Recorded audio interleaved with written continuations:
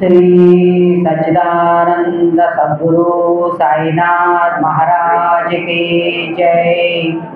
जय गुरुदेव दत्त साईनाथ महाराज की जय। साई स्वरूपुలందరికీ నా హృదయపూర్వక నమస్సుమాంజలి। సభాధ్యక్షులకు ప్రత్యేక కృతజ్ఞతలు। నా పరిస్థితి ఎట్లుందంటే చక్కగా బాబా గారి యొక్క పరిపూర్ణ ఆశీస్సులతో ఈ మనం డైరెక్ట్గా ఆయన ఇచ్చినటువంటి ప్రేరణతో ముందుకు వెళ్ళే ప్రయత్నం చేద్దాం। నాకు ఇచ్చినటువంటి అధ్యాయాలు 32, 33, 34 అధ్యాయాలు చాలా అద్భుతమైనటువంటి జ్ఞాన రసామృతాన్ని ఇవ్వలేటువంటిది ఆ గురువు। ఇప్పుడు దాకా నిన్నటి నుంచి మనకు చెప్పేది గురుతత్వము, గురువు యొక్క విశ్వాసము, వీటి మీదే మనకు జరుగుతూ ఉంది। అటువంటి దాన్ని తనను నిమిత్త మాత్రుడిగా చేసుకుంటూ మనందరికీ అందించినటువంటి జ్ఞాన భాండాగారం 32వ అధ్యాయంలో ఉంటుంది। మనందరం కూడా అన్వేషకులే। ఏ అన్వేషకులు? సత్యాన్వేషకులు। సత్యం ఏది ఉంది దాన్ని అన్వేషిస్తున్నటువంటి ఆ అన్వేషణకు కావాల్సినటువంటి లక్షణాలు ఏంటనేది మనకు చెప్తూ ఉన్నారు। ఇంకా మనకు హేమంత్ పంతు గారు ప్రతి అధ్యాయంలో, ఇందాక కృష్ణా గారు చెప్పారు కానీ అందరూ అదే పని ఉన్నారు। చిన్నపిల్లలు చెప్పేటప్పుడు ఇంకా శ్రద్ధగా వింటే వాళ్ళకి చెప్పాలనిపిస్తుంది। దయచేసి అందరూ వచ్చి సుఖాసీనులు అవ్వండి, మీకు ఇచ్చినటువంటి కుర్చీలలో కూర్చునే ప్రయత్నం చేయండి। ఎందుకంటే శ్రద్ధగా వింటున్నారు అన్నప్పుడే ఒక్కటి ఆ చెప్పాలనేటువంటి శ్రద్ధ కూడా ఉంటుంది। దయచేసి మీ యొక్క సంభాషణ ఏమన్నా ఉంటే మళ్ళీ చూసుకుందరు, అర్థం చేసుకోండి దయచేసి। కాబట్టి ఇక్కడ మనకు ప్రతి అధ్యాయంలో హేమంత్ పంతు గారి ప్రస్తావన అనేది అంశంలో భాగంగా చాలా అద్భుతమైన జ్ఞానాన్ని వడపోసి మనకి ఇస్తారండి। అట్లా దీంట్లో సంసారం అనేటువంటి వృక్షాన్ని అశ్వత్థ వృక్షంతో పోలుస్తూ ఆయన చెప్పాడు। అశ్వత్థ వృక్షంతో పోలుస్తూ దాన్ని దేనితో నడకాలన్నారు? బలమైన వైరాగ్యం అనే ఖడ్గంతో నడకాలి అని చెప్పి హేమంత్ పంతు గారు మనకు చెప్పడం జరిగింది। ఇక్కడ పోతే ఈ సంసారం అనే వృక్షం ఎలా ఉంటుంది? అశ్వత్థ వృక్షం అంటే మామూలుగా మనకు వృక్షాలన్నిటికీ వేరు ఎక్కడ ఉంటాయి కానీ భూమిలోకి చొచ్చుకొని ఉంటాయి, కానీ దీని వేరు పైకి కొమ్మ కిందకి ఉన్నాయని చెప్తూ ఉన్నారు। అంటే ఇది గుణాలచే మానవ ప్రపంచంలో వర్ధిల్లుతూ ఉన్నాయి। ఇకపోతే ఇంద్రియమనే అంకురములు విషయవాసనలుగా ఉన్నాయి, అవి చెట్టు పైకి కిందకి కూడా దాని కొమ్మలు విస్తరించున్నాయట వేరు అంటారు। అంటే ఇక్కడ మన మానవ దేహంలో అన్ని రకాల ఆలోచనలకు పుట్టిల్లు ఎక్కడ ఉందండి? పైన ఈ మనసులోకి వచ్చిన కదండి, ప్రతి దాన్ని మెదడులో నిశ్చిప్తం చేసుకొని వస్తాం। ఇక్కడే కదా మనకి బాగా నిశ్చిప్తం అయిపోయింది। అందుకని మన దేహం అనేటువంటి అశ్వత్థ వృక్షంలో ఈ 72,000 నాలుగు రూపంలో ఉన్నటువంటి ఏవైతే ఉన్నాయో పైకి కిందకి తలపులు అనుకోండి, ఇంకోటి అనుకోండి, ఎలా అయినా వీటన్నిటి కూడా నేను నాది అనేటువంటి మోహాన్ని తొలగించే వైరాగ్యం అంటే ఒకటే మనం ఏదో ఇదిగా ఉంటాము అని కాదు। ఇక్కడ నిజమైన వైరాగ్యము ఏది సత్యము ఏది అసత్యమును సత్యాసత్య వివేచన కలిగి ఉండడం అసలైనటువంటి వైరాగ్యము। కాబట్టి అటువంటి వైరాగ్యం అనే అర్థంలో దాన్ని నరికి వేద్దాము అని చెప్పి చెప్తూ ఉన్నారు మనకి హేమంత్ పంతు। ఇకపోతే అటువంటి జ్ఞానం మనం అలవర్చుకోవాలంటే ఒక సమర్థ సద్గురువు మనకు అవసరము। పండితులు అయినప్పటికీ అంటే పుస్తకాలు చదివేస్తూ ఉంటారు, వేదాంతాలను వదిలేస్తూ ఉంటారు, ఇటువంటి వాళ్ళ దగ్గర ఎక్కడ కూడా ఇది మనకు లభించదు। కానీ ఒక పరిపూర్ణమైన గురువు దగ్గరే మనకి ఇది లభిస్తుందని చెప్తూ ఆయన మనకి ఎన్నో అంశాల్లో బాబా గారు తనని నిమిత్త మాత్రంగా చేసుకొని రాధాబాయి దేశముఖ విషయంలో కావచ్చు, చెన్నబసప్ప వీరభద్రప్ప కావచ్చు, మేకలు కావచ్చు, ఎన్నో రకాలుగా ఆయన మనకు చెప్పి ఉన్నారు। అట్లాగే బాబా గారు అంటే తనను వారించి ఇక్కడ అన్వేషణలో చెప్తూ ఉన్నాడు। అన్వేషణ అనేటువంటి కథలో లీలలో ఏమంటారంటే, మేము నలుగురము బాగా అన్ని మత గ్రంథాలను చదివేసి మనలాగా భగవద్గీత, భాగవతము, రామాయణంగా ఇన్ని గ్రంథాలు చదివేసి అంతా మాకు తెలిసిపోయి చేతకు రాముడే అవుతారో తెలిసింది, ఇంకోటి తెలిసింది అనేటువంటి భ్రమలో పడి ఏమనుకున్నారు, ఎవరి ఊహల్లో వాళ్ళు చెప్తూ ఉన్నారు. ఇప్పుడు నేను సత్సంగం ఎవరి అవగాహన స్థితిలో వాళ్ళు చెప్తున్నారో అలా వాళ్ళు మత గ్రంథాల్లో నుంచి స్వీకరించినటువంటి వాళ్ళ అవగాహన స్థితిగతుల్లో వాళ్ళు చెప్పడం ప్రారంభించారట.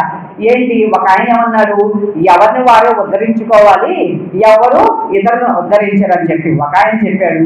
ఇంకొక ఆయన మాత్రం మనో ఆలోచనలని భావాన్ని నియంత్రించుకుంటే చాలు అని ఒక ఆయన చెప్పాడు. రెండో ఆయన ఇంకొక ఆయన వచ్చేసి ఏమన్నాడు, అయ్యా ఈ కనిపించే దృశ్యం అంతా కూడా బ్రహ్మ సత్యము జగన్ మిథ్య. చెప్పాలంటే ఆయన మాట్లాడిన దానికి ఈ కనిపించేది అంతా అశాశ్వతము, కనపడే నిరాకారమే శాశ్వతం అని చెప్పి ఒక ఆయన చెప్పాడు. ఇక మన అందరినీ ఉద్ధరించేదానికి వచ్చినటువంటి విశ్వగురువు సమర్థ సద్గురువు తన్నే ఎంచుకున్నటువంటి మన బాబా గారు ఏం చెప్పారంటే, అయ్యా పుస్తక జ్ఞానము ఎందుకు పనికిరాదు, పుస్తక జ్ఞానం ఎందుకు పనికిరాదు, మనకి ఎన్ని అంశాలు అనంతరావు పాఠం గారు ఆకాశం ఎంతమంది ద్వారా మనకు తెలిసింది. ఎందుకు పనికిరాదు, మనకు విధింపబడినటువంటి సమస్త కర్మలు ఏవైతే ఉన్నాయో వాటిని చక్కగా బాధ్యతాయుతంగా నిర్వర్తిస్తూ అనలైజ్ దిస్ పాయింట్. ఎందుకంటే మనకు ఒక్కరోజు తెలుసుకున్నాం అనుకోండి, ఏమి తప్ప ఈ దేహం శాశ్వతం కొంచెము ఎన్ని క్రమంలో పడి సంసారాన్ని గాలితో చేస్తాము, రామ రామ అంటూ చెక్కలు పట్టుకుంటాం. అది కాదు, మనకి విధింపబడినటువంటి సమస్త కర్మల్ని మనము నిర్వర్తిస్తూ గురువు యందు నమ్మకంలో శరణాగతి చేస్తూ గురువే సర్వస్వము అన్ని ఇచ్చువాలనేటువంటి భావనతో మనం ఉండాలి. కానీ ఇటువంటిది మనకి అవ్వాలంటే గురువే నాకు అన్ని చూసుకుంటున్నాడు, నేను కాదు కలిగిన ఆయన పనేను అన్ని అంటే మనకి ఎంతటి ఆ విశ్వాసానికి ఎంతటి కావాలంటే ఊరికే మనం చెప్పుకోవడం ఈజీగా వస్తుందా, రాదు. అందుకే ఇవన్నీ మనకి విధించాలన్నమాట. మన శాస్త్రాల్లో శ్రవణము మరణము నిత్యాస అభ్యాసపూర్వకంగానే ప్రతిదీ వస్తుంది. రాకుండా పోయే సమస్య అయితే లేనే లేదు. అది ఆ నలుగురు చెప్పారు. సరే ఇలా నలుగురు తప్పించుకుంటూ సరే పోదాం పదండి, ఈ రాజమండ్రిలో అక్కడ ఏముంది ఏదో మనం మొత్తానికి బయలుదేరారు. నలుగురు బయలుదేరుతూ ఉన్నటువంటి సందర్భంలో వీళ్ళకి ఒక బంజారీ కనిపించాడు. ఆ బంజారీ ఏమన్నాడు, అయ్యా బంజారీ అంటే ఆయన ఒక వర్తకుడు అని ఇచ్చున్నారు మనకి ఒక వ్యాపారం. ఏదో మొత్తానికి మన గమ్యానికి ఎదుగుపోతుంటే ఒక మార్గదర్శకులు ఉన్నాం అనుకోండి, అలా ఎదురయ్యాడు. ఎదురైన ఆయన ఎందుకు ఇక్కడ చక్కగా 2-3 మాటలుగా అడుగుతాడు. ఎందుకు వెళ్తున్నారు, ఎక్కడికి వెళ్తున్నారు, ఎందుకు వెళ్తున్నారు. ఇందాక మన కృష్ణా సార్ చెప్పారు చూడండి ప్రయోజనం. ఇక్కడికి వస్తున్నారంటే ఇంట్లో ఎవరు అడుగుతారు, మనకి ఎందుకు వెళ్తున్నారు, దేని నిమిత్తం వెళ్తున్నారు, ఇలా అలా ఆయన కూడా ఎందుకు వెళ్తున్నారు అని 3 సార్లు అడిగారు. అడిగిన తర్వాత వీళ్ళు స్వబుద్ధిని ఉపయోగించి ఏదో ఆయనకి ఎందుకు మనం చెప్పాలి, ఎవరో మనం దారిని పోతుంటే దారిని పోయే దానికి నేను సమాధానం ఎందుకు చెప్పాలి అనేటువంటి ఆ బుద్ధితో సంకుచితత్వ బుద్ధి. అందుకని ఏదో మేము వెళ్తున్నాంలే అని చెప్తే ఆయన అన్నారు, మీ రహస్యమైన అన్వేషణ నాకు చెప్పనక్కర్లేదు, కానీ ఈ అడవి అని దట్టంలో పొడి ఉంటుంది, క్రూరమృగాలతో నిండి ఉంటుంది. అటువంటి అడవి మార్గంలో ప్రయాణించేటప్పుడు తప్పక మార్గదర్శి ఉండి తీరాలి అని చెప్పి ఆయన చెప్పడం జరిగింది. జరిగిన తర్వాత వీళ్ళు ఆయన మాటను పట్టించుకోకుండా సరే మాకున్నాయి కదా తెలియదు ఆయన ఏదో చెప్తున్నాడే అని చెప్పేసి బయలుదేరారు. ఆ బయలుదేరి ఇక్కడ ఆయన చెప్పారు చూడండి, అడవి ఎలా ఉంటుందంట, దట్టంగా ఉంటుంది, క్రూర మృగాలతో నిండి ఉంటుంది, ఎత్తైన చెట్ల ద్వారా ఆ వచ్చేటువంటి సూర్యరశ్మి కనిపించకుండా అంధకారంలో నిండి ఉంటుంది అని చెప్పాడు. ఇక్కడ మనం ఆలోచించండి, ఇక్కడ మనలో ఉన్నటువంటి అజ్ఞాన అంధకారం ఎలా ఉంది, వేడితో కప్పబడి ఉంది, నేను నాది నా వాళ్ళు అనేటువంటి వ్యామోహంతోనూ ఇదంతా కప్పబడి ఉంది కదా. ఇందాక చెప్పినట్టు సూర్యుని యొక్క రశ్మి అందరి మీద సమంగానే దర్శిస్తుంది. అట్లాగే గురువు యొక్క కృప అంటే ఎవరి భావనకు వారికి వచ్చినప్పటికీ దాన్ని అందుకునే వాటిలో మన యోగ్యత అర్హత మన సామర్థ్యం అని చెప్పారు సార్. అట్లా దాన్ని బట్టి అలాగే అడవిలో కూడా ఎత్తించడంతో ఉంటుంది. క్రూర మృగాలు ఏమిటి, క్రూర మృగాలు అరిషడ్వర్గాలు అనేటువంటి క్రూర మృగాలు మీలో దాడి ఉన్నాయి. వీటన్నిటి నుంచి తప్పించుకొని ముక్తిని పొందాలంటే గురువును పట్టాలంటే మనకు తర్వాత సారాంశంగా వస్తుంది. సరే వీళ్ళు పెరచెవుని పెట్టేసి ఆయన చెప్పేదాన్ని వెళ్ళారు. వెళ్ళిన తర్వాత తిరిగి తిరిగి తిరిగి ఈయన ఇక్కడ ఒక పాయింట్ రాస్తాడు, అదృష్టవశాత్తు ఎక్కడి నుంచి అయితే బయలుదేరామో మళ్ళా తిరిగి మేము అక్కడికే చేరాము. అంటే మనకు నాకు తెలిసిందని చెప్పి తెలియని దాంట్లో వెళ్ళిపోతూ ఉన్నాం అనుకోండి, అతను అదే మర్చిపోతే తిరిగి మనం ఆ గమ్యంలో రాగలమా తల్లి? రాలే కదా. అలాగే మనం కూడా ఏ సాధన చేసినా మనం అంటే ఆ సాధన యొక్క ఫలితాన్ని గ్రహించి గమనించి దాంట్లో ఏంటుందని తెలుసుకుంటూ చేసినప్పుడే ముందుకు వెళ్తాం. అదే కాకుండా ఇది ఇంతే ఏదో చేస్తున్నామంటే ఎక్కడ వేసిన గొంగని అక్కడేలాగా ఆగిపోతాము. కాబట్టి తస్మాత్ ఆయన అదృష్టవశాత్తు మరలా గురువు చూడండి ఎంతటి కృపాసాగరుడు అంటే, ఎంతటి దయామయుడంటే ఆయన మళ్ళా వీళ్ళ ముందర ప్రత్యక్షమయ్యాడు. బంజారా మళ్ళీ ప్రత్యక్షమై ఏమన్నాడు, సరే వచ్చారు బానే ఉంది, అప్పుడు కూడా వీళ్ళు చెప్పలేదు వీళ్ళ మీ రహస్యాన్వేషణ గురించి. సరే వచ్చారు కదా అనేసి ఆయన అడుగుతారు, అయ్యా ఖాళీ కడుపుతో అన్వేషణ చెయ్యకూడదు, మీరు అలిసిపోయినట్టున్నారు, కొంచెం ఆహారం తీసుకుని ఏదో మాట కూడా ఉంది, ఏదో కుదుట పడుతుంది మనసు, అది నాకు పెద్ద నాలెడ్జ్ లేదు, కునుకు పడితే అట్లా వీళ్ళు మీ యొక్క కడుపులోకి అంత ఆహారం పోతే మీ మనసు స్వాంతం చెందుతుంది, తర్వాత మీరు మళ్ళా తిరిగి మీ అన్వేషణ ప్రారంభించుకోవచ్చు అని చెప్పి మరలా ఈయన చెప్పారు. అయినా ఈ ముగ్గురు వాళ్ళు తెరచెవుని పెట్టి మాకు లేదు, కానీ బాబాగారు అంటారు నేను మాత్రం ఆకలితోనూ దాహంతోనూ ఉన్నాను, నేను ఆయన మాటను అంగీకరించేదానికి సంసిద్ధుడయ్యాను. ఇక్కడ సంకుచితత్వం లేదు కాబట్టి నేను ఎవరు అంటే గురువు మీద ఉంది, ఏంటి అంత గురువే సర్వస్వం అనే భావంలో ఉన్నాడు కాబట్టి అలా నా గురువే వచ్చేమో అనే తలంపు కూడా వచ్చి ఉండవచ్చు బహుశా. అందుకని ఆయన అందులో నేను ఆకలితో ఉన్నాను దాహంతో ఉన్నాను అని చెప్పి ఇంకా చాలా చక్కమైనటువంటి మాటలు చెప్తాడు. అధికార ధర్మం కాకుండా నిరాడంబరమైనటువంటి ఆ యొక్క బంజారి నిష్కలంక ప్రేమ నన్ను కట్టి పడవేసింది. అతను చదువుకున్నవాడు కాదు, యోగ్యత ఇవన్నీ నేను చూడలేదు, ఆయన యొక్క ప్రేమ నన్ను అందుకే ప్రేమకు దాసుడు భగవంతుడు. ఎక్కడైతే స్వచ్ఛమైన ప్రేమ ఉంటుందో మనకి శాస్త్రాలు తెలియాల్సిన అవసరం లేదు, ఎన్నెన్నో గ్రంథాలు తెలియదు, ప్రేమ ప్రేమ ఇది తెలియని భాషమే మనల్ని కట్టివేసి ఉంటుంది.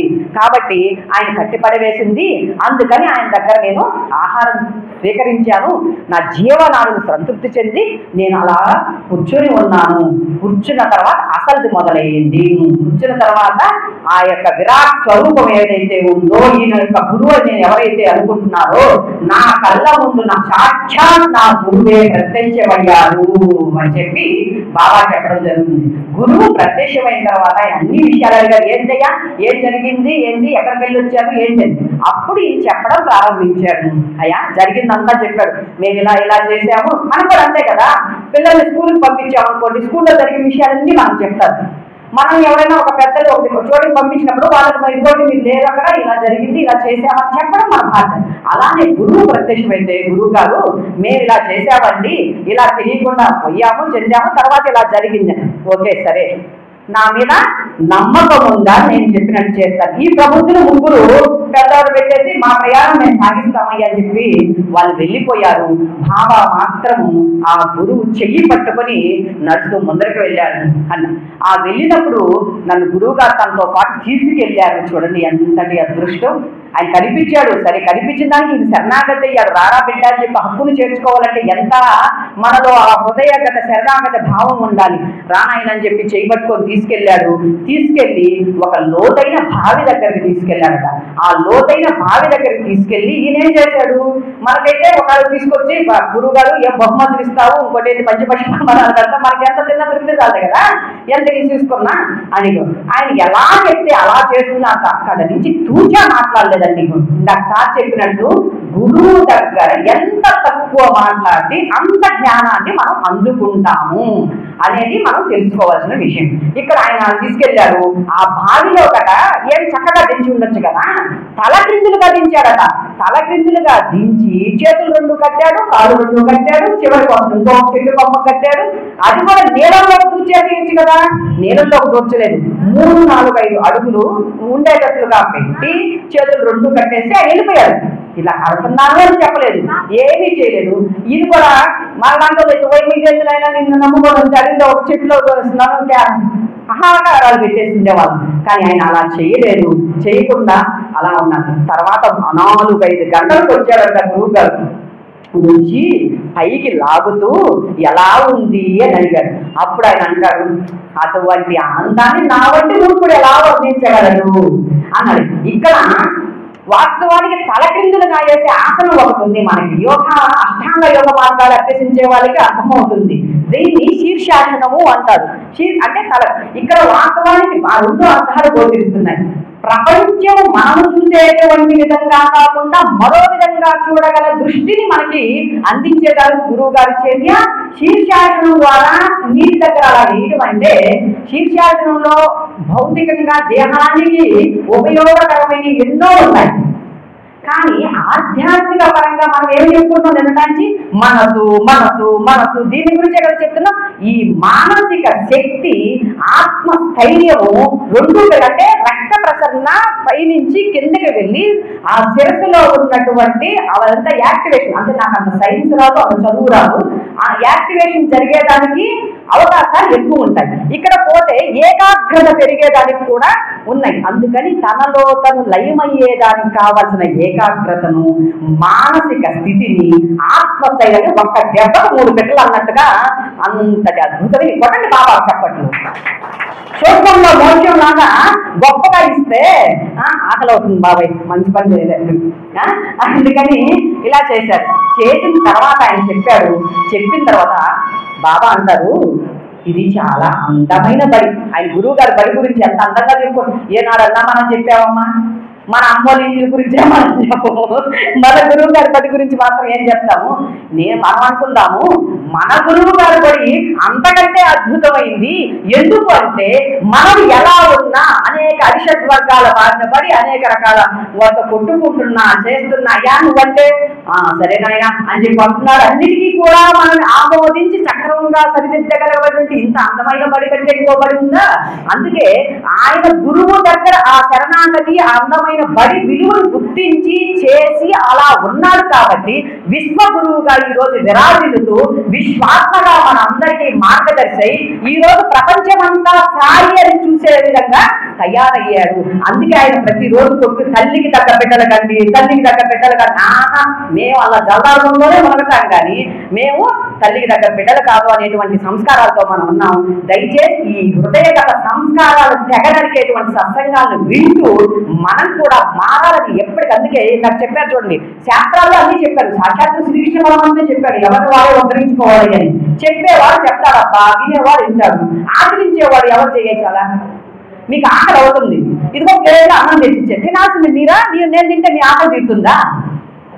కాబట్టి అన్నింటినీ సేకరించుకోండి. సేకరించిన దాన్ని ఆచరణాత్మకంగా తీసుకొని లబ్ధి పొందండి.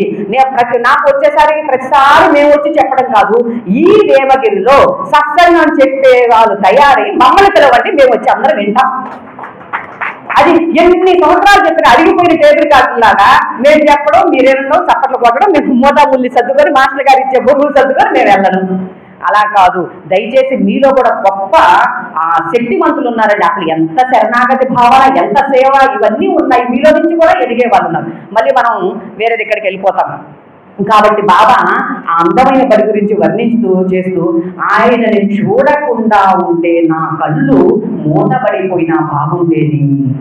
అంటే నా సమస్త ఇంద్రియాలు నా దృష్టి అనే కేంద్రీకరించాను అన్నాడు. అంటే చూసే దృష్టి ఎలా ఉండాలి, నీ చూపు ఎక్కడ నిక్షిప్తమై ఉండాలనేది గమనించుకోవాల్సిన సాధకుడు పని.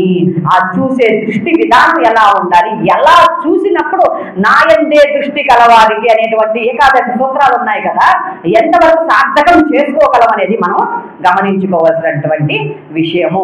ఇక్కడ ఈ రాధాబాయి దేశ్ముఖ్ కూడా 3 రోజులు బాబా దగ్గర నుంచి ఉపదేశం వచ్చింది కదా, అలా మనం ఇంకో ఘట్టంలోకి వెళ్ళే ప్రయత్నం చేస్తే ఇక్కడ అన్వేషణ అనంతం. ఈ అన్వేషణ చెప్పంటే ఆయన గురువు ద్వారా అన్వేషణ చేసి గురు కృపనైతే పొందారుగా. మనం అందరం కూడా అలాంటి అన్వేషణ ఇప్పటి నుంచి చేసాము. మనం అన్వేషణ చెయ్యకుండానే కరతల మలకంగా చేతిలోకి అరటి పొట్టు వచ్చి పడింది. అందుకే మనకు ఆ విలువ తెలియట్లేదు. కాబట్టి నిజమే కదా, మనం ఏమన్నా ఎవరైనా గట్టిగా ప్రయత్నించి మేము బాబాను పొందామనే వాళ్ళు ఎవరైనా ఉంటే చెయ్యొద్దండి. చాలా ఈజీగా చాలా విధంగా ఆయన దగ్గరకు వచ్చేసాం మనం. అందుకే అంటారు ఏదైనా ఉచితంగా లభిస్తే. నిన్న కూడా చాలా మంది బుక్స్ కావాలని అడిగి తీసుకున్నారు, భజన బుక్స్. అక్కడ కుర్చీలో ఇక్కడ కుర్చీలో పెట్టిపోయారు. అదే కానీ నీకు 10 రూపాయలు పెట్టి కొనుక్కోండి, స్టేజ్ దగ్గరకు వచ్చి ఎంతమంది కొనుక్కుంటారు? ఆ 10 రూపాయల వస్తువుని ఎంత జాగ్రత్తగా కుందులు కలుపుకొని ఎందుకెళ్తారు అంటే ఉచితంగా వస్తే అంతంతా. కాబట్టి మన గురువు విలువను అందుకే చెప్పారు. సమర్థ సద్గురు మాకు అప్పారావు సార్ చెప్తుంటారు. మనం ఏదో ఆయన గురించి చెప్తున్నాం అనుకుంటాం నాన్న, ఆయన గురించి చెప్పాలంటే ఆయనే చెప్పుకోవాలి, మన వల్ల అయ్యే పనే కాదు. ఇది కాకపోతే ఏదో మనం ఆయన నువ్వు చెప్పావు తెలుసుకున్నాము అని మనం ఒకరికొకరు బిడ్డలు అక్కల చెల్లెళ్ళు కదా, అన్నదమ్ముల్లాగా అందరూ ఇదిగో రాగా నేను ఇదిగో తెలుసుకున్నానని చెప్పుకుంటున్నాం. ఇకపోతే తర్వాత ఉపవాసమే కదా, గోఖలే బారి గారి ఉపవాసం. ఈ అన్వేషణలో చెప్పింది కొంచెం నాకు తెలిసిన అవగాహనలో మీకు అర్థమై ఉంటుంది. అది ఇంకా ఆయన శీర్షాసనం గురించి చెప్పారు. బాబా ఆ యొక్క వాళ్ళ గురువుతో పెంచుకున్న అనుబంధాన్ని గురించి చెప్పాను. అలా మనం కూడా అనుబంధం పెంచుకుంటూ ముందుకు వెళ్ళాలనే అంశాన్ని చెప్పాను. ఇప్పుడు గోఖలే బారి గారి ఉపవాసం. ప్రతి దాంట్లో బాబా మాట్లాడిన ప్రతి దాంట్లో అర్థం, అంతరార్థం, పరమార్థం ఉంటాయని ఈ ఒక్క చూడండి. ఆ సిట్యువేషన్ ఏంటి, ఆ ఉపవాసం మనం ఏదో చమత్కారంగా ఏమమ్మా అది చెప్తాం, కానీ దాన్ని ఆదర్శంగా చేసుకొని ఇందాక కూడా సారు ఉదయం కూడా వచ్చింది మనకి అది అంశంలో భాగంగా బాబా బిడ్డలే ఎక్కువ ఉపవాసాలు ఉంటున్నారయ్యా అని. ఆయన ఏం చెప్పారు, ఎటువంటి ఉపవాసం మనం చేయమన్నాడు. వాస్తవానికి అది కూడా ఒక యోగాలో లంకనం పరమౌషధం అన్నారు. అంటే ఏది కూడా అది ఉండకూడదు, అట్లని మితం. ఆ మితం ఉండాలి, అది ఉండకూడదు. ఎక్కడ పూర్తిగా తినకుండానే ఉండకూడదు, అట్లని బిర్రుగా తినేసి పొంగుంటాము అనేది ఉండకూడదు. అదే శ్రీకృష్ణ పరమాత్మ భగవద్గీతలో యుక్తాహార విహారస్య మితాహార సరేలే, మితంగా తినండి, మితంగా నిద్రపోండి, మితంగా భుజించండి, ఇలా చెప్పుకుంటూ వచ్చాడు. మనం చేసే పనులు కూడా మితంగా ఉండాలి. ఏదైనా ఓ అని చెప్పి చేసేయడము, తర్వాత ఎవరికైనా ఫ్రెండ్షిప్ చేసామనుకోండి సందొండదంత వాళ్ళకి కరెక్ట్ అవతల కరెక్ట్ కలగాలి, మనకు అంత వెళ్తాం. ఏదన్నా ఒక చిన్న మాట వచ్చింది అనుకోండి, వాళ్ళు మన పక్క నుంచి పోతున్నా మనం అటు చూసే పని కూడా ఉండదు. ఎందుకు ఇది వచ్చింది, ఎక్కువ మాట్లాడేసుకొని అసందర్భ ప్రయోగం కూడా వచ్చింది. అందుకని యుక్తంగా మాట్లాడాలి, యుక్తంగా ఎక్కువ తినేసామనుకోండి. ఇప్పుడు తినేటప్పుడు కూడా ఎట్లా తినాలి, లంచ్కి వెళ్తే మితంగా తింటే మధ్యాహ్నం చక్కగా వాళ్ళు చెప్పేటువంటి సారం మనలోకి వెళ్ళేపెట్టుంది. కొంచెం ఎక్కువ తీసుకున్నాం అనుకోండి మొత్తం ఆవరించి నిద్రలోకి వెళ్ళిపోతాం, నిద్ర వస్తుంది. కాబట్టి అలా యుక్తాహారం తీసుకుందాము, మితంగా మాట్లాడదాము, చక్కగా అన్ని చేసుకుంటూ ముందుకు వెళ్దామనే దానికి ఈయన లంకనం పరమోత్సవం అనేది కూడా ఉంది కదా, దీన్ని ఆధారం ఆమె ఎక్కడి నుంచి వచ్చింది, ఎక్కడి నుంచో బాబా ఖరీద్కరణ్యం గారు ఉత్తరం తీసుకొని శ్రీడికి దాదాపట్నంలో దిగింది. అమ్మగారు వచ్చి దిగారు. ఈ కూడా రాధాబాయి దేశ్ముఖలాగా 3 రోజులు ఉపదేశం ఉంది. ఈ 3 రోజులు ఉపసించాలనుకుంది. బాబా సమక్షంలో 3 రోజులు నేను ఉపవాసం ఉండి గట్టిగా అన్ని రకాలుగా అన్ని నేర్చుకుందాము చేస్తాము అని అనుకుంది. కానీ ఈయన సర్వజ్ఞుడు అని మనం ప్రతి దాంట్లో చెప్పుకుంటూ ఉన్నాం కదా, బాబా గారి సర్వజ్ఞుడని. ఈయన మనసులో ఉన్న దాన్ని ముందరే గ్రహించి ఏం చెప్పారు, నా బిడ్డలు నేను వండనిస్తానా అని చెప్పి ఆ తల్లిని పిలిచి, ఆ తల్లి అమ్మా దాదా బట్టి ఇంటికి వెళ్ళి చక్కగా నెయ్యి పోసి బొబ్బట్లు అనగానే మన నోట్లో నీళ్ళు వస్తున్నాయి కదా, ఆ నీళ్ళు చేసి వాళ్ళ పిల్లలకి పెట్టి నువ్వు కూడా చక్కగా తినవమ్మా అని చెప్పాడు. ఇంకేముంది, ఆయన మాట శాసనం, దానికి ఇంకా తిరుగులేదు. బాబా అలా కాదయ్యా ఇలా కాదయ్యా అనే దానికి లేదు. ఆమె చక్కగా ఇదైంది, సరే అని చెప్పి ఇంటికి వెళ్ళింది. ఎందుకు చెప్పాడు బాబా ఆ మాట అంటే, మనం కూడా వస్తాం. ఇప్పుడు అక్కడ ఉండే సేవకుల్లో ఈ రోజు ఎవరైనా ఇబ్బంది రాలేదని చెప్పి మనకు వాళ్ళు ఒకవేళ చెప్పారు అనుకోండి, మనం వెళ్ళి అక్కడ సేవ చేయగలిగేటట్టు ఉండాలి. మనందరం అతిథి దేవోభవ అనే భావంతో వాళ్ళు ఉన్నారు. అటువంటి అది మనకు అవకాశం వచ్చినప్పుడు మనం ఎందుకు సేవించుకున్నామనే భావంలో మనకు ఉన్నారు కదా. పరస్పర సహాయ సహకారం అనేది వెరీ వెరీ ఇంపార్టెంట్ ప్రతి చోట.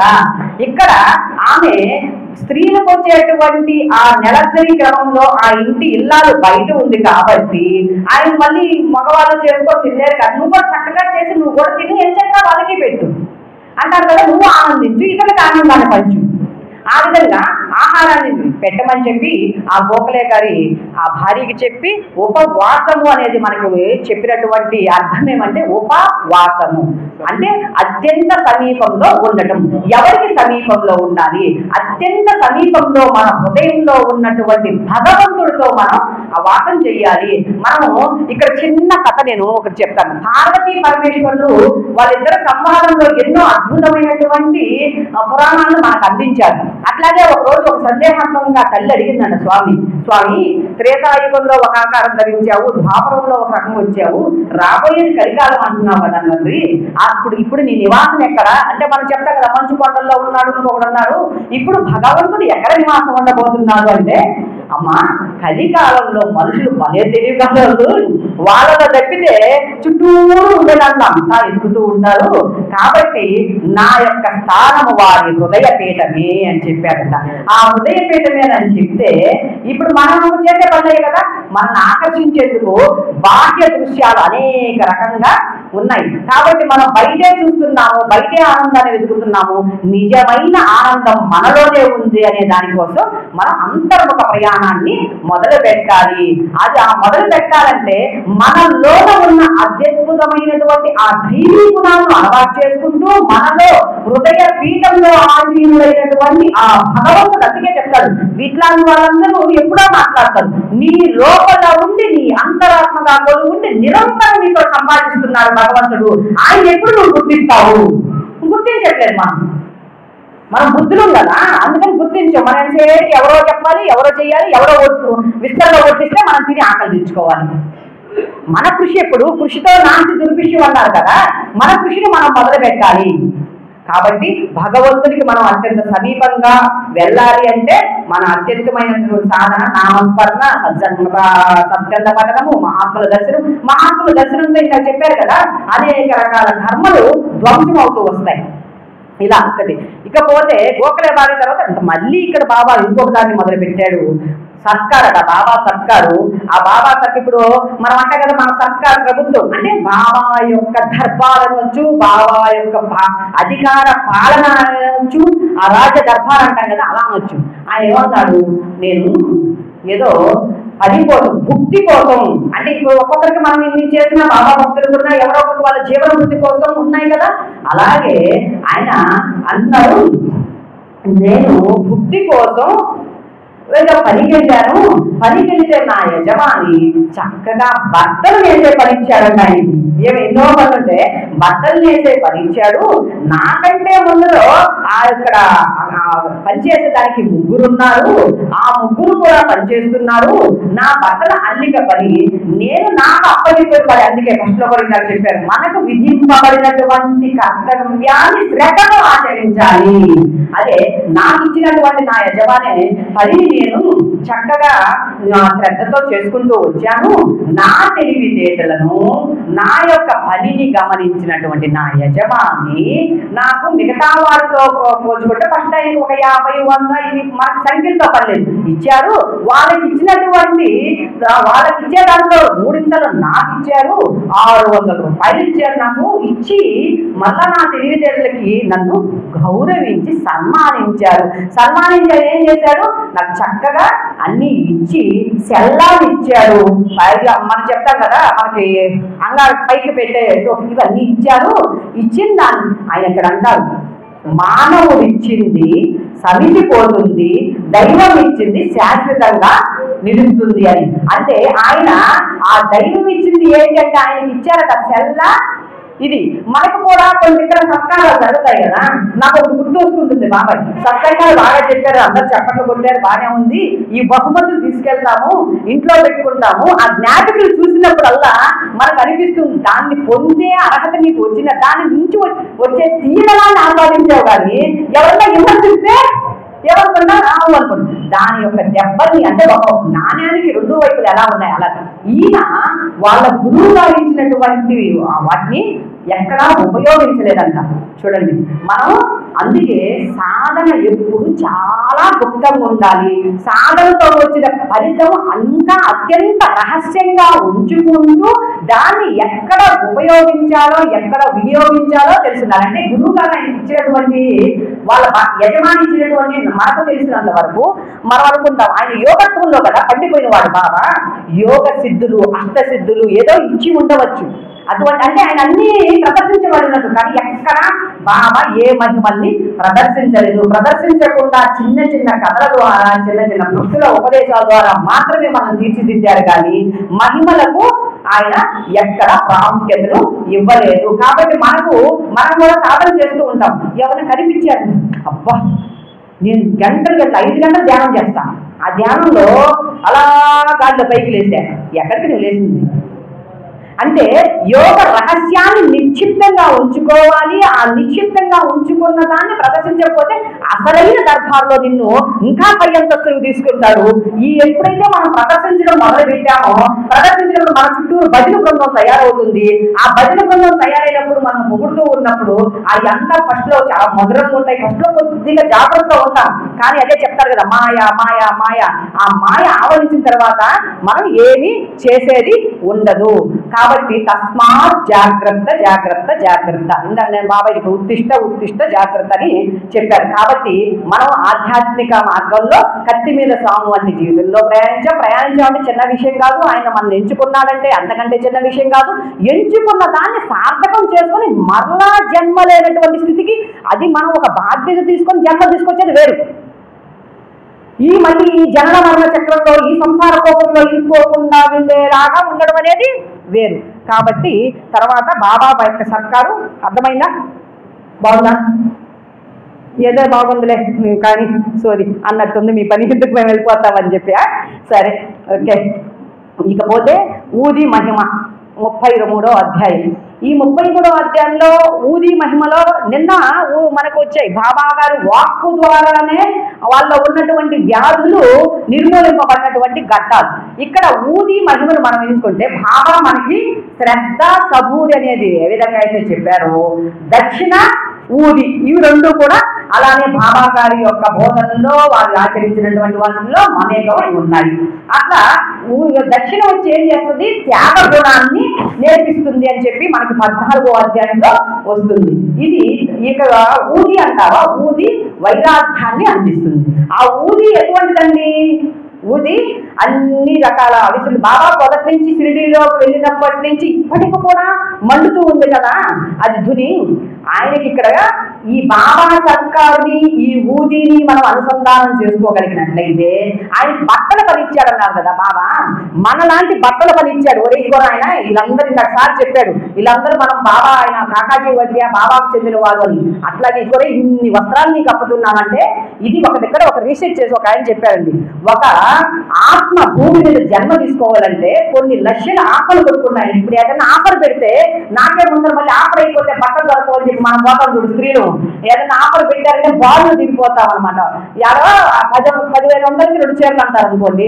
అబ్బా ఇప్పుడు 1500 పెట్టేది 2 చీరలు వచ్చేస్తాయి కదా పోయినట్టు. అక్కడ ఆత్మలు కూడా భూలోకానికి వచ్చే దానికోసం ఉంటాయి.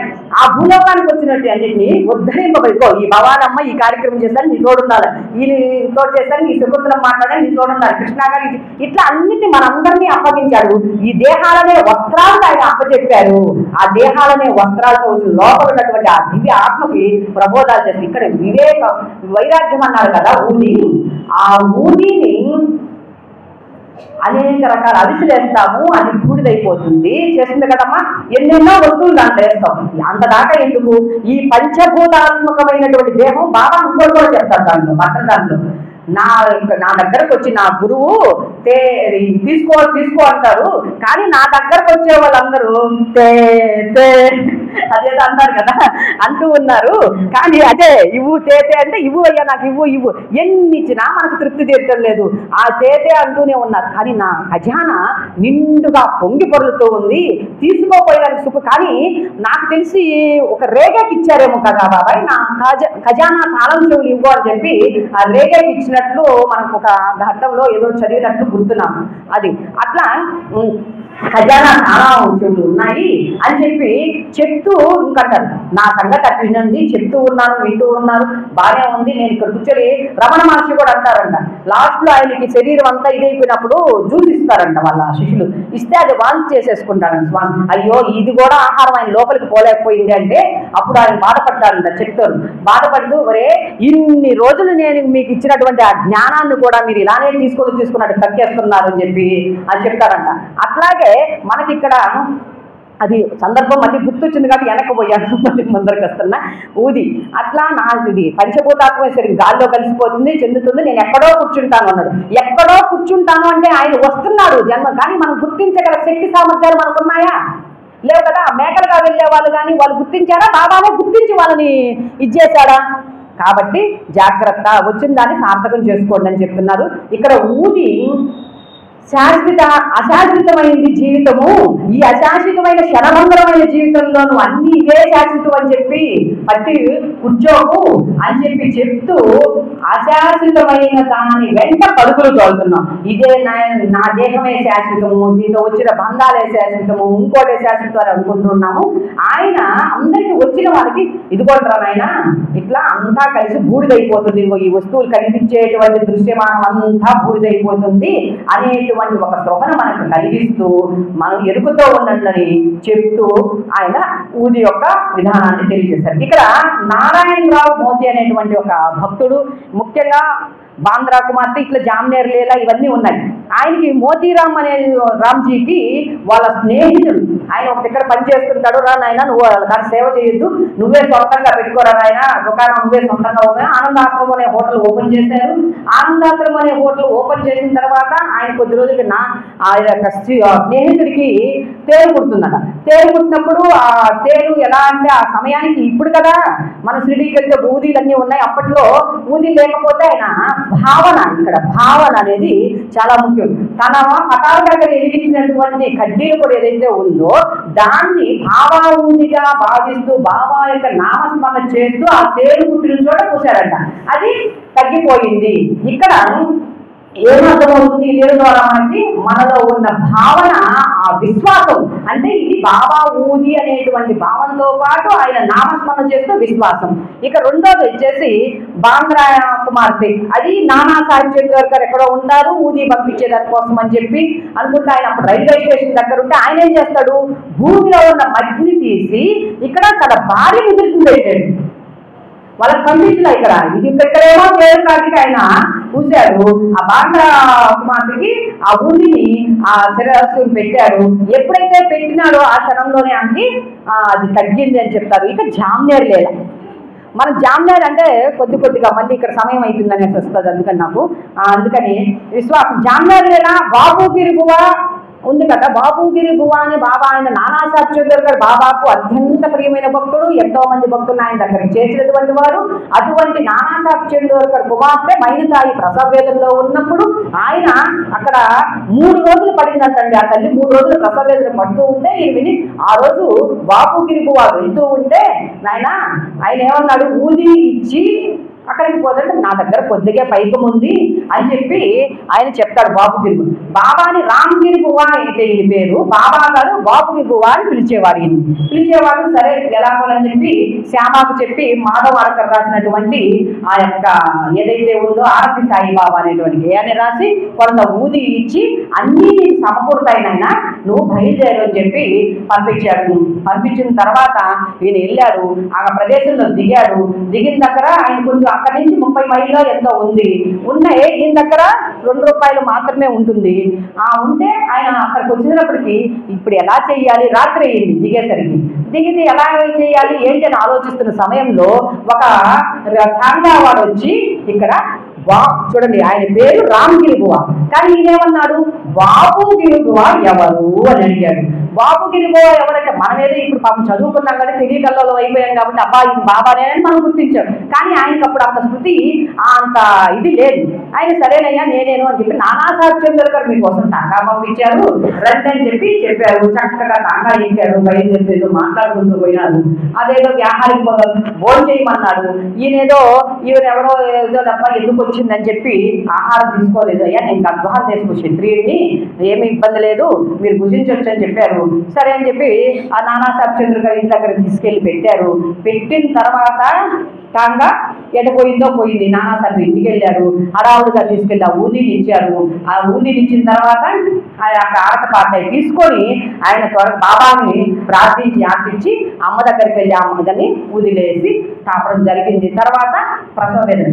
ఇక్కడ ఎన్ని విషయాలు తెలుస్తున్నాయి మనకి. బాబా సర్వజ్ఞత ఎక్కడో జరిగేదాన్ని గుర్తించి తన యొక్క భక్తుడి బిడ్డగా వచ్చే ఆపదను గుర్తించి అక్కడికి వెళ్ళాలని భక్తుడిని నిర్ణయించి తనే టాంగా అయ్యారు. తనే టాంగా కోలేవాడు. అంటే సర్వత్రా సర్వవ్యాపకమై ఎప్పుడూ ఉన్నటువంటి వాడు భగవంతుడు, సదానందుడు, నిత్య సత్యుడు అనేది మనకు అవగతం అవుతూ ఉంది కదా. అంటే అన్ని ఆయనే, అంతటా ఆది అంతము లేనటువంటి వాడు, అన్నిటా నిండి ఉన్నవాడు, నిబిడీకృతమై ఉన్నవాడు.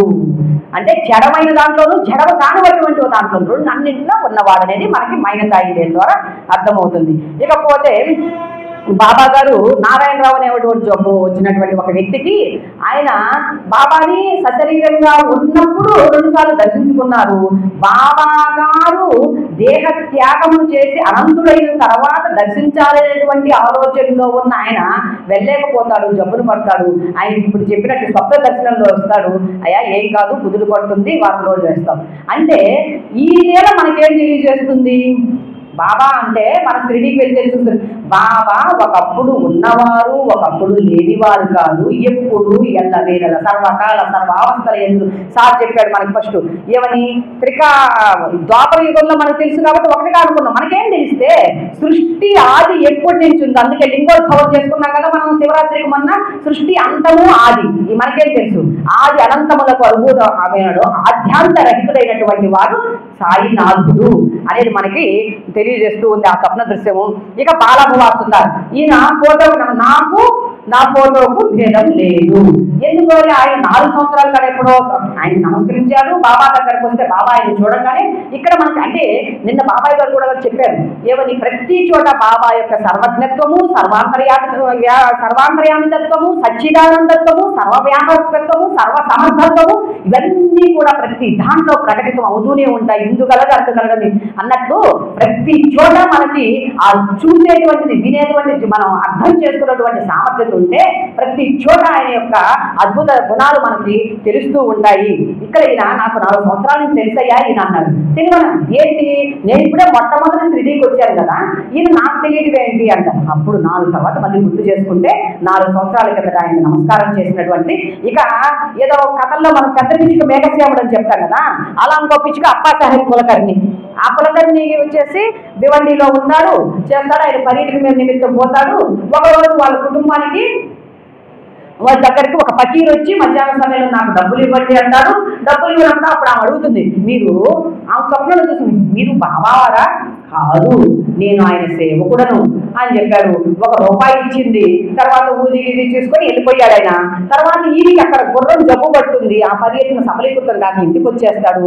ఇంటికి వచ్చి రాగానే మనం కూడా మన భర్త ఎక్కడ వెళ్ళిపోయి ఉంటే మన ఇంట్లో జరిగిన సంఘటనలన్నీ చెప్తాం కదా. ఆ తల్లి అలాగే ఆ సంఘటన చెప్పిందయ్యా, ఈరోజు మధ్యాహ్నం ఒక ఫకీర్ వచ్చాడు, ఇలా ఉన్నారు బాబాలాగా చూసారు, కానీ ఆయన సేవకుడు అని చెప్పారు, కానీ ఈయన అని చెప్పింది. అయ్యో ఎంత ఇచ్చావంటే దక్షిణ ₹1 ఇచ్చాడు. అయ్యో నేను ఉంటే ₹10 తక్కువ కాకుండా ఇచ్చి ఉండేవాడినే అంటాడు. సరే ఆ ₹10 తక్కువ కాకుండా ఇచ్చాడు, సరే బాగానే ఉంది వెళ్తాడు. ఈయన బయలుదేరాడు మళ్ళీ. ఆయన చూసి ఎక్కడన్నా ఉన్నాడేమో పట్టుకొని చూద్దాము చెందుదామని చెప్పి. కానీ ఎక్కడ ఆయన కనిపించలేదు. కనిపించిన తర్వాత ఇక్కడ మళ్ళీ 32వ అధ్యాయంలో ఖాళీ కడుపుతో మనం భగవంతుని వెతకడం సాధ్యపడుతున్న విధంగా ఈయనకి మళ్ళీ ఆ అన్వేషం ఇంటికి వచ్చేసాడు. మరలా తిని తన స్నేహితుడు చిత్రం తీసుకొని మళ్ళీ పర్యటనకి బయలుదేరాడు. బయలుదేరిన తర్వాత ఈయన ఎప్పుడైతే వచ్చాడో ఇక్కడ ఈయన తృప్తి పడ్డాడు, చెందాడు. అప్పుడు ఒడివడిగా నడుస్తూ వస్తున్నాడు ఒక ఆయన. తర్వాత ఇంటికి ఇవ్వు, నా డబ్బులు నాకు ఇవ్వండి. సరే ఇచ్చారు. సరే చూశారు కదా, చూసిన తర్వాత ఈయన ఫస్ట్ 2 రూపాయలు, ఒక 3 రూపాయలు అట్లా ఏదో ఇచ్చారు. వాళ్ళ స్నేహితుల దగ్గర నుంచి తీసుకొని ఇచ్చాడు. తీసుకొని ఈయనేమన్నాడు, 10 రూపాయలు తక్కువ కాకుండా ఇస్తాన్నాడు కదా, ఈయన అమౌంట్ పూర్తి కాలేదు. అందుకని సరేనయ్యా నా దగ్గర ఇంతే ఉంది, మీరు ఇంటికి వచ్చినట్లయితే నేను చక్కగా ఇస్తాను అని చెప్పాడు. ఇంటికి వెళ్ళాడు. ఇంటికి వెళ్ళిన తర్వాత ఆయన మళ్ళీ ఇచ్చాడు. అలా కాదు అని చెప్పి ఈయన 10 రూపాయలు ఆయన ఇచ్చినటువంటి 10 రూపాయలు తక్కువ కాకుండా అన్నాడు కదా, అందుకని ఈ 9 రూపాయలు ఆయన చేతిలో ఉన్నటువంటి చిల్లరను తీసుకొని ఆయనకి ఇచ్చేశాడు. 5 నిమిషాలు ఆయనకి ఇచ్చేశాడు. ఇచ్చి మళ్ళీ తిరిగి ఆ 10 రూపాయలని ఆయన చేత పవిత్రము కాబడినటువంటి వాడు లక్ష్మీబాయి షిండేలాగా మన అప్పాసాధు కులకర్ణి కూడా ఆ 9 నాణ్యాలని బాబా ద్వారా పొందాడు. ఒకటి తర్వాత అయిపోయింది. అక్కడికి అప్పాసాహెబ్ కులకర్ణి అలా చేశారు. హరిబాబు కార్మిక్ అని ఆయన బాబా యొక్క దర్శనం పొంది మెట్లు దిగి వచ్చిన వాళ్ళం మళ్ళీ బాబా దర్శనార్థం వెళ్ళకూడదు అనుకునేసి మళ్ళీ ఆయన దగ్గర వెళ్ళిపోతాడు. వెళ్ళిపోయిన తర్వాత నాసిక్లో కాళారాముని మందిరం దగ్గర కాళారాముని దర్శించుకొని ఆయన దిగి వస్తూ ఉంటే నరసింహరావు మహారాజుని ఆయన ముంజేసి పట్టుకొని నా రూపాయి నాకు ఇవ్వు అని చెప్పి పట్టుకుంటే అప్పుడు మహాత్ములందరూ కూడా తమ కర్తవ్యాన్ని ఎలా ఇందాక చెప్పారు చూడండి, బాబా అంటే ఇదే ఆకారంతో వచ్చి మన ముందు నిలబడరు, సర్వత్రా వ్యాపించి ఉన్న ఆత్మ కాబట్టి ఎందులో నుంచి వచ్చైనా తన కార్యాన్ని సఫలీకృతం చేసుకుంటుంది అనేది కూడా మనకు అర్థమవుతుంది. ఇక తర్వాత 34వ అధ్యాయం 5 నిమిషాలు. మాలేగాం డాక్టర్ ఉన్నాడు. ఆయన మేనల్లుడికి ఆ రాచకురుపులు వేస్తుంది చూడండి, ఒకరి మిసతో ఇంకొకరు లాగుతాడు దేవుడు. ఈయన మేనల్లుడు మిసతో ఈయన సిరిడికి లాగాడు, ఈ పిచుకుని లాగాడు అనమాట. అట్లా ఎంతో మంది మన జీవితంలో తారసపడుతూ ఉంటారు. అట్లాగే ఈయనకి ఆ రాచకురుపులు వేసింది తగ్గలేదు. వాళ్ళు వీళ్ళు చెప్పారు. ఎంతమంది వైద్యులు, సాక్షాత్ డాక్టర్ స్నేహితులు ఎంతమంది ప్రయత్నించినా ఆ వ్యాధి తగ్గలేదు. వ్యాధి తగ్గనప్పుడు ఏం చేశారు, వాళ్ళు వీళ్ళు చెప్పారమ్మా, మనం నిన్న చెప్పారు కదా, ఎవరు కనిపించిన నానా సత్యేంద్ర గారి బొమ్మంట, అట్లాగే వాళ్ళు వీళ్ళు చెప్పారు షిరిడీలో బాబా దగ్గరికి వెళ్ళండి అని చెప్పారు. తల్లిదండ్రులకి వెళ్ళారు. వెళ్ళిన తర్వాత బాబా ఏమి ఆందోళన చెందవద్దు, ఒక వారం రోజుల్లో చెందుతుంది అని చెప్పారు. ఊరి ఇచ్చాడు, తగ్గిపోయిన తర్వాత ఈయన వెళ్ళిపోయాడు. సరే, ఈయనకి ఎక్కడైతే అంటే భగవంతుడే అన్ని చేయగలవాడని కూడా ఇక్కడ చెప్తారు అనుకున్నా. అట్లా వెళ్ళిన తర్వాత మాలేగాం డాక్టర్ మళ్ళా ఇది అబ్బా ఆశ్చర్యపోయాడు, ఏంటి ఇది ఇంతమంది వైద్యుల వల్ల కానిటువంటి పని ఒక పిచ్చి పకీర్ అని చెప్పుకుంటున్నారో ఇంకోటి వల్ల ఎలా సాధ్యమైంది, ఆయన్ని నేను చూస్తే బాగుండు అనేటువంటి ఆలోచన మంత్రాన్ని అస్త్రాన్ని ఆయన వదిలేశాడు డాక్టర్ మేనల్లుడికి, డాక్టర్ గారికి, మేనల్లుడికి కాదు వదిలేసి. మీరు నేను అప్పుడప్పుడు చెప్పినప్పుడు అలర్ట్ ఉంటే మీరు ఇటు కాదని ఊపుతారు, మీరు అలర్ట్లో లేరు అది విషయం. కాబట్టి ఆయన అన్నారు సరేలే అని చెప్పేసి ఆయన మళ్ళీ నేను బాబా గురించి తప్పకుండా బాబాని దర్శించుకోవాలి చెయ్యాలంటారు. ఉంటారు కదా దర్శించుకోండి, ఎవరో ఒకరు ఏదో ఒకటి చెప్తారు, ముస్లిం మనం కూడా ఏదో చెప్పారు, ఈయన మరలా వద్దనుకుంటారు. ఏదో సెలవుల నిమిత్తం ఇంకో చోటుకి వెళ్ళాలనుకున్నప్పుడు బొంబాయిలో ఉంటేనే పోతుంది అనుకుంటాడు. అక్కడ బొంబాయిలో అతని స్నేహితునికి ఒకటికి జ్వరం వచ్చిన తర్వాత ఈయన అనుకుంటాడు కంఠధ్వని వినిపిస్తుంది ఇది, అంటే ఆ జ్వరం తగ్గితే నేను షిరిడీకి వెళ్ళాలని ఇతను అనుకుంటాడు. ఆయన అనుకున్న తక్షణమే జ్వరం తగ్గుతుంది. దానికి ముందే ఒక కంఠధ్వని, ఇంకనూ నన్ను నమ్మవా అని చెప్పి ఒక కంఠధ్వని ప్రతిధ్వనించినట్టు అంతరాత్మలో బోధిస్తుందనమాట. దానికి వెళ్తాడు. వెళ్ళిన తర్వాత ఈయన పొందినటువంటి మన రామ భక్తుడు అనేటువంటి, నేను అన్నాను కదా రామ భక్తుడు డాక్టర్ని, అట్లాంటి ఆధ్యాత్మిక అనుభూతిని ఈ డాక్టర్ గారు బాబా సమక్షంలో పొందారు. తర్వాత ఆయన ముందర వెళ్తాడు. సరే, అలా మాలేగాం డాక్టరు అద్భుతమైనటువంటి బాబా సాంగత్యము చేత తన యొక్క ఆత్మ ఎదుగుదలను వికసింపజేసుకోగలిగాడు. ఇక్కడ ఇక్కడ భవరోగం కాదు, ఆ యొక్క ఇహ పర రోగాలను కూడా ఆయన ఇచ్చేశాడు. అయిపోయింది. డాక్టర్ ఫిల్లే, ఇది కూడా పెద్ద పిచ్చికే. డాక్టర్ ఫిల్లే నారి కురుపుతో ఉంటాడు. నారి కురుపుతో ఉన్న తర్వాత ఆయనకి చెప్తాడు, దీక్షితుడికి చెప్తాడు. మనం కూడా అంతే కదా, ఈ బాధ భరించలేకున్నాను, నా తరపున ఏదన్నా కొంచెం ఇదిగో నా రిక్వెస్ట్ మీరు చెప్తే వింటారేమో బాబా చెప్పండి అని మనం అనుకుంటాం కదా. అలాగే దీక్షితుడు చెప్పాడు, ఈ బాధ నేను అనుభవించలేకున్నాను, బాబాకు చెప్పు, ఇది 10 జన్మల్లో అయినా ఇవ్వమని చెప్పు అంటే అప్పుడు దీక్షితుడు వెళ్ళి బాబాకు చెప్తాడు, ఒరే నాయన 10 రోజుల్లో పోయేది 10 జన్మలు దాటేందుకు నేను ఇక్కడ ఎందుకు ఉన్నట్టు. దీన్ని బట్టి మనం ఏమర్థం చేసుకోవాలి, మన సమస్త కర్మలను దగ్ధం చేయగల సాయినాథుడు మనం చేస్తున్నప్పుడు మనకి భయమేలా. అందుకే మనకి మాస్టర్ గారు ప్రతిసారి మనం అనుకుంటాం, నాకు అది చాలా ఇష్టం, మనకు ఒక ఫోటో ఇచ్చినప్పుడు దానిపైన ఒకటి రాశారు, నేనుండగా భయమేలా అనేసి. ఆయన చేసేదాంట్లో ప్రతి దాంట్లో ఆయన చేయిస్తున్నారు కదా, చేయిస్తున్నారు కాబట్టి ప్రతి దాంట్లో అందరూ అర్థం ఉంటాడు. ఇక్కడ ఆయన నేను ఇక్కడ ఎందుకున్నట్టు వాళ్ళని తీసుకురండి అని చెప్పారు. ఆయన ఎట్టొకట వాళ్ళు ఇల్లు తీసుకొచ్చి ఆయన దగ్గర పడేశారు. పడేసిన తర్వాత మరి నాయన నువ్వు చింతపడద్దు చెందొద్దు అన్నీ చెప్పిన తర్వాత ఒక కాకి వస్తుంది ఉండు, ఆ కాకి నీకు ఇది చేస్తుంది. ఈయన మనం కూడా అంతే కదా, ఏదో ఒకటి వస్తుందండి దాని నోట్ చేసుకొని కాకి వస్తుంది అని చెప్పి కాలు చెప్పని ఆ నానా సత్చంద్ర కట్టుకుంటాడు, ఆ కట్టు నిప్పేస్తుంది, అది వేరే విషయం తర్వాత మనం. ఇక్కడ కాకి ఏదని చూస్తుంటే అబ్దుల్ అక్కడ అన్ని క్లీన్ చేస్తూ కాలు తొక్కేశాడు. తొక్కగానే దాంట్లో నుంచి అన్ని జిన్యా పురుగులు అన్ని బయటకు వస్తాయి. మనకి ఏదైనా బాగా ఇప్పుడు బాబాయ్ గారి కాలు దగ్గర కానీ మనం కట్టుదంటే ఎలా ఉంటుందంటే అప్పుడు కనిపిస్తుంది. అట్లా ఆ పిల్లే కూడా జిన్యా పురుగుల బయటకు వచ్చేసి దాంట్లోంచి అన్ని చీమునిద్ర బయటకు వచ్చిన తర్వాత ఒకేసారి ఆనందము సంతోషము బాధ, అంటే ఈ పెయిన్ అనుభవించలేక బాధ, ఒకసారి ఈ బాధ వెళ్ళిపోయిందనేటువంటి ఆనంద బాష్పాలు రెండు కూడా ఒకేసారి జరిగినాయి అన్నమాట పిల్లే విషయంలో. అందుకని ఆయన నారి పురుగు మాయమవుతుంది, తీసి నానా శబ్దం కట్టు కడతాడు, దానికి గాలి తగలాలన్నా చేయాలని చెప్పి వదిలేస్తాడు. ఇక శ్యామ మరకలు, ఇరానీ బాలిక, అర్ధా పెద్ద మనిషి, బొంబాయి మహిళ. ఈ బొంబాయి మహిళ ఏంది, ఆ ప్రసవ వేదనతో ఉంటుంది. కాకపోతే ప్రతిసారి ప్రసవ వేదన అనుభవిస్తూ మృత శిశువు అంటే మార్గంలో బిడ్డ అడ్డం పడి అత్యంత బాధాకరమైనటువంటి జీవితాన్ని అనుభవిస్తుంది. కానీ రామమారుతి మహారాజ్ అని ఆయన చెప్పబట్టి బాబా దగ్గరకు వస్తుంది. ఆ ప్రసవ వేదనని అనుభవించినప్పటికీ మృత శిశువుని పొందినప్పటికీ ఆ బాబా యొక్క ఊది మహత్యము చేత ఆమె ఆ బాధని ఇదివరకు కంటే తక్కువ పొందుతుంది. ఇరానీ బాలిక కూడా అంతే, మూర్ఛ ప్రతి ఎన్నో గంటలకు వచ్చేది. బాబా సమస్యల్లో బాబా ఊది తర్వాత ఇవన్నీ కూడా ఊది మళ్ళీ ఆకా పెద్ద మనిషి, మూత్రపిండ వ్యాధి, ఇరానీ బాలిక మూర్ఛ జబ్బు. ఇక శ్యామ మరదలు చంకలో జరుగు. ఇక్కడ అంటాడు శ్యామ ఇదొకటి, సంకలో బొబ్బలు వస్తాయి కదా, బాబా అంటాడు ఇప్పుడేమో ఆ దృఢ పని కలిగించాల్సిన అవసరం లేదు, రేపు ఉదయాన్నే వెళ్ళి మరలా తిరిగి వచ్చేది. శ్యామ పోయేటప్పటికి ఆమె టీ పెట్టుకొచ్చిందంట. ఆమె టీ పెట్టుకొచ్చేది ఆశ్చర్యపోయి బాబాని తిరిగి వచ్చి అడుగుతారు, బాబా మీరు కూర్చున్న చోటనే కదలకుండా, ఇది దాము అన్న విషయంలో కూడా చెప్తారు. దాము అన్న లెటర్ రాస్తే ఆ లెటర్ లో ఉన్నది ఏదో అంశం ఈయన చెప్పేస్తాడు. చెప్పేసి ఏమీ తెలియనట్టు నేను సాక్షిని అంటాడు. అట్లా భయోత్పాదములు కలిగిస్తారు, ఆ భయోత్పాదములను మీరే కలిగిస్తారు అని చెప్పి శ్యామ ఆ యొక్క బాబా గురించి చెప్తారు. కాకపోతే నేను నాకు తెలిసి ఈ సత్సంగం ఎక్స్పర్ట్ కంటే ఫాస్ట్గా ఉన్నాను, ఎప్పుడు కూడా నేను ఎంత ఫాస్ట్గా వెళ్ళలేదు. కానీ భగవంతుడి దయ వల్ల పెద్దలు మీరు అందరూ ఆకలితో ఉన్నప్పటికీ కూడా సహనంతో కూర్చొని చేసి ఏదో వినేద్దాం అనుకుని కూర్చున్నందుకు మీ అందరికీ వేల కృతజ్ఞతలు. మీతో పాటు నేను మళ్ళీ బాబా దేవుని స్మరించుకున్నందుకు నాకు కూడా బాబా యొక్క ఆశీస్సులతో పాటు ఈ అవకాశాన్ని ఇచ్చినటువంటి వేమగిరి యొక్క గ్రామ ప్రజలకు మందిరి మాస్టర్ గారు మాస్టర్ గారు కొంచెం చెప్పుకుంటున్నాం కదా, మాస్టర్ గారికి సహాయం చేయడానికి ఉన్న ఆత్మ సహచరులు ఎంత గొప్పవారండి. చూడండి, ఒక గొంతు కదా మన పడవలుందా, వారికి కొట్టాలి మనం చెప్పట్లు. కాబట్టి ఒక అందుకే ఏమి లేదని నేను కూడా చెప్తున్నాను, మాస్టర్ గారికి ఏమి లేదు, ఆయనకి సహకరించేటువంటి సహచరులదే ఉంది. ఇంకొక విషయం చెప్పాలి నేను, ఇక్కడ మనకి సాయి ప్రేమ పత్రిక సాయి భవానీ గారంటే ఎంతమందికి ఇష్టమో చేతులు ఎత్తండి. సాయి భవానీ యొక్క భవానం